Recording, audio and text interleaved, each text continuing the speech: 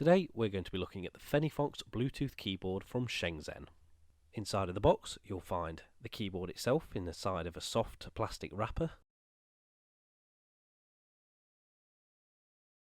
and a charging cable inside the built-in compartment.